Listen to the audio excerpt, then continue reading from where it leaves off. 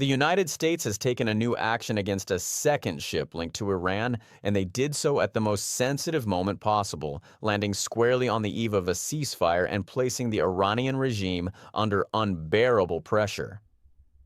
On the morning of April 21, 2026, the target of this operation was the tanker Tiffany, which was intercepted in international waters within the Indian Ocean. In practice, this interception was a full military maritime interdiction operation executed against a vessel that was already associated with the heavily sanctioned Iranian oil circuit.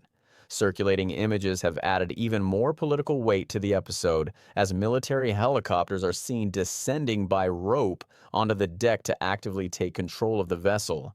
This dramatic action is part of a much broader global hunt for ships linked to Iran, heavily focused on showing strength, speed, and absolute American dominance at sea. The central point here is remarkably simple. It was not a vague diplomatic warning. It was a concrete military action backed with video evidence, an identified ship, and a direct message.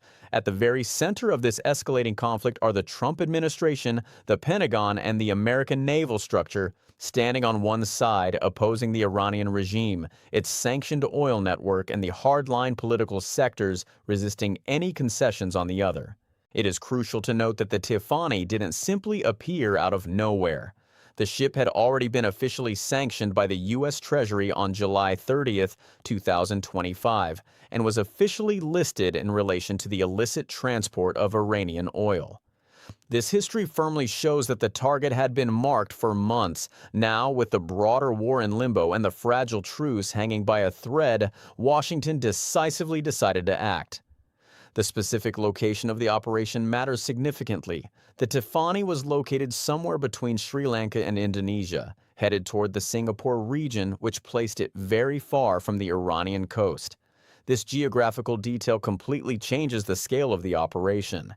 The U.S. intentionally did not want to project the idea that they can only pressure Iran near Hormuz.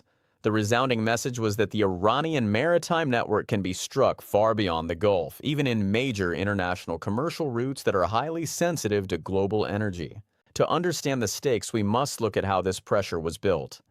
Before the Tiffany, the U.S. had already seized the Iranian-flagged freighter Tuska near Chabahar after hours of completely ignored warnings. In that first case, the action was notably even harsher. The destroyer USS Spruance ordered the engine room evacuated and fired live 5-inch cannon rounds directly at the engine compartment to physically stop the ship, an action immediately followed by Marines boarding the vessel. According to sources heard by Reuters, the Tuska likely carried dual-use items, materials possessing both civil and military applications. The interpretation currently gaining strength is that Washington has officially decided to tighten the screws on two of the Iranian regime's primary veins simultaneously, its supply and its money. Highlighting this financial pressure, the Tiffany, according to the Associated Press, had already been sanctioned for its direct involvement in moving Iranian crude to Asia. In other words, the U.S. is not just monitoring the situation, it is actively trying to suffocate the system that is currently keeping Tehran breathing amidst the crisis. Why is this happening exactly now? Because the ticking truce clock has effectively become a political weapon. Reuters has reported that there is still talk of a potential new round of negotiations in Islamabad, but everything remains highly uncertain. Adding to the diplomatic tension, Vice President J.D. Vance had not yet left the United States as of April 20th, and Iran itself has definitively not given firm confirmation of its attendance. Meanwhile, Trump is actively accusing Tehran of violating the ceasefire and continues to insist on a central, non-negotiable demand, an absolute end to enrichment and the immediate surrender of the enriched uranium stockpile. The Iranian regime, in turn, is attempting to buy time, actively demand sanctions relief, and carefully avoid entering the negotiating table already defeated. In this tense scenario, every stopped ship becomes a powerful instrument of pressure. Internally within Iran, this immense external pressure actively fuels the hardliners. The more the siege advances at sea, the harder it becomes for the regime to sell the controversial idea of holding talks with Washington to its own radical core. The critical background to all this remains the Strait of Hormuz, and the situation unfolding there is still exceptionally grave. Reuters reported this Tuesday that maritime traffic remains largely locked down, with only 3 vessels passing through in 24 hours, a volume far below the normal flow of about 140 per day. This means the ongoing conflict continues to directly affect a route that is vital for global oil and gas. Another important point is that the U.S. had already been hardening its aggressive policy on Iranian oil in the previous days.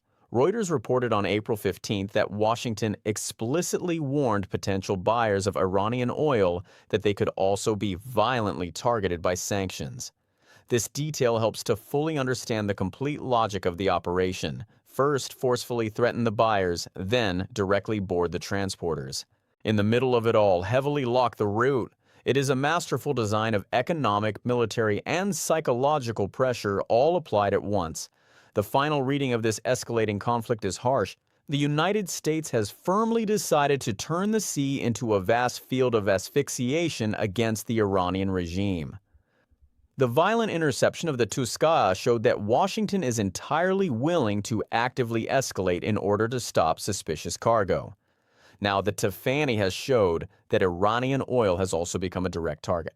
The dramatic videos of the attack, or rather, the military boarding utilizing helicopters and specialized commandos, serve to completely reinforce exactly that.